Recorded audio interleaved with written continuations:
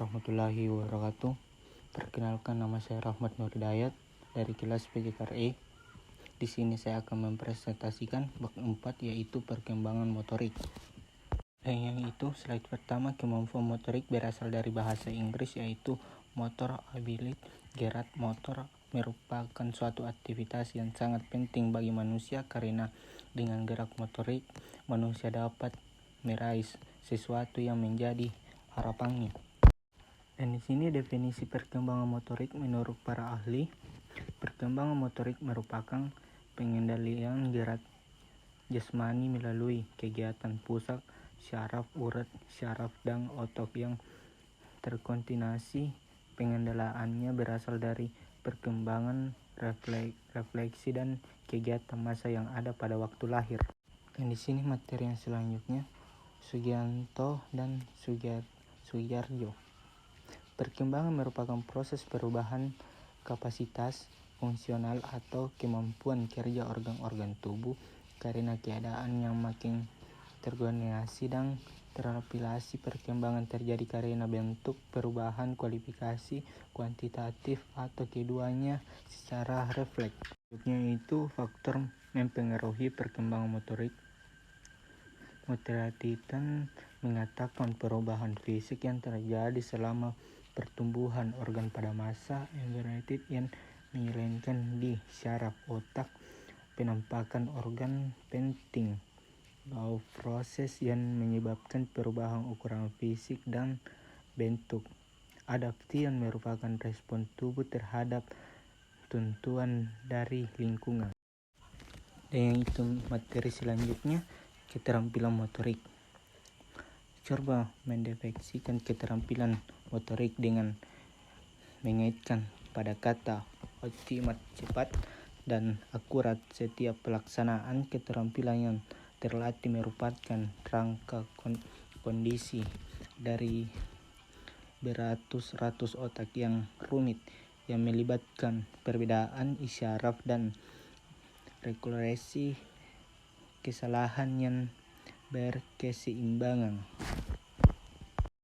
Di dalam keterampilan motorik yang terkoordinasi, baik otak yang melebihi kecil memainkan peran yang besar. Keterampilan yang dipelajari dengan baik akan berkembang menjadi kebiasaan. Dan sini materi selanjutnya, masa kecil merupakan masa ideal untuk mempelajari keterampilan motorik, yaitu terdiri dari 3 bagian.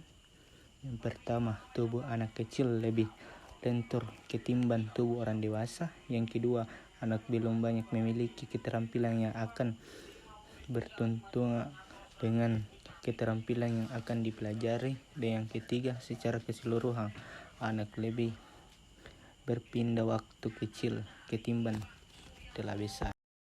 Dan yaitu hal-hal penting yang dalam mempelajari keterampilan motorik. Tahap 1, kesempatan beraktif. Anak harus diberi waktu untuk berpartisipasi sebanyak yang diperlakukan untuk mempengaruhi suatu keterampilan. Tahap 2, motivasi belajar penting untuk menerapkan niat dan upaya untuk membuat anak lebih bersemangat. Cara mempelajari keterampilan motorik. Yang pertama, tahap 1, belajar coba dan ralat. Tahap 2, meniru. Dan tahap yang ketiga itu pelatihan. Belajar mencoba dan ralat. Tidak adanya bimbang dan model untuk ditiru menyebabkan anak melakukan tindakan yang berbeda secara acak. Secara tersebut biasanya menghasilkan keterampilan di bawah kemampuan anak, yaitu meniru. Belajar dengan meniru atau mengamati suatu model orang tua atau anak tertua lebih cepat ketimbang belajar dengan coba dan ralat, tapi dibatasi oleh kesalahan orang yang terdapat dalam model belajar tersebut.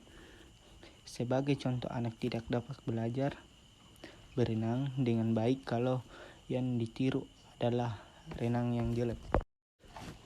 Pelatihan, belajar dengan bimbang atau supresi pada waktu model memperhatikan keterampilan dan memperhatikan bahwa anak meniru dengan tepat sangat penting dalam tahap awal belajar. Gerakan yang salah dan kebiasaan yang jelek yang sudah tertanam akan segera ditiadakan. Dan adapun di sini beberapa macam gerak dasar, yaitu belajar, melempar, meloncat, menangkap.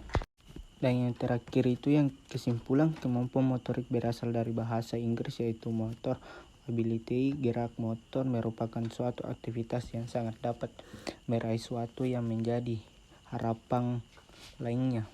Perkembangan motorik merupakan suatu pengandalan gerak jasmani melalui kegiatan pusat syaraf, urat syaraf, dan otot yang terkoordinasi. Pengendalian berasal dari perkembangan refleks dan kegiatan massa yang pada ada waktu lahirnya.